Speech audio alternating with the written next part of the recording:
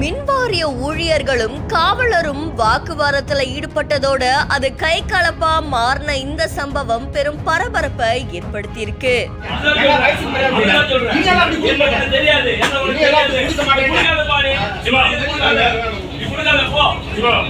கை கலப்பு முற்றி போன நிலையில ஒரு பக்கம் ஊழியர்கள் உங்களால முடிஞ்சதை பாத்துக்கோங்க அப்படின்னு சொல்லியும், காவலர் நான் கம்ப்ளைண்ட் கொடுப்பேன் அப்படின்னு சொல்லியும் வாக்குவாதத்துல ஈடுபட்ட இந்த காட்சிகள் இப்போ சமூக வலைத்தளங்கள்ல வைரலா பரவிட்டு இருக்கு.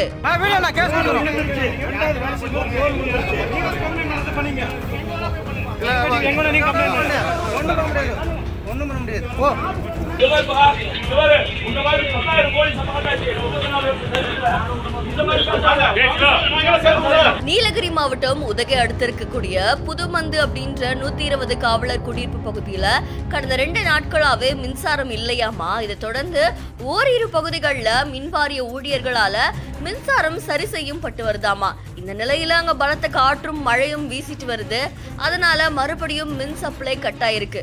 அதை தொடர்ந்து அங்க வசிச்சுட்டு வரக்கூடிய சிவா அப்படின்ற காவலர் என்ன பண்ணிருக்காருன்னா, மத்திய பேருந்து நிலையம் பக்கத்துல இருக்கக்கூடிய மின்வாரிய அலுவலகத்துக்கு போய் புகார் கொடுக்க போயிருக்காங்க. அப்போ புகார் கொடுக்கும் போது மின்வாரிய ஊழியர்களுக்கும் காவலருக்கும் இடையே வாக்குவாதம் ஏற்பட்டிருக்கு. அந்த வாக்குவாதம் கொஞ்ச நேரத்துல கை கலப்புல போய் முடிஞ்சிருக்கு. ஒரு பக்கம் அங்க இருந்த சிவா அப்படின்ற காவலரும், இன்னொரு பக்கம் மின்வாரிய அலுவலகத்தை சேர்ந்த நபரும் கடுமையா தாக்கிக்கிட்டாங்க. இந்த காட்சிகள் சமூக வலைத்தளங்கள்ல பரபரப்பை ஏற்படுத்தியிருக்கு. இதை தொடர்ந்து காவலர் சிவாவும் அவர் கூட இருந்தவரும் நாங்க இதை பத்தி கண்டிப்பா கம்ப்ளைண்ட் கொடுப்போம் அப்படின்னு சொல்லியிருக்காங்க.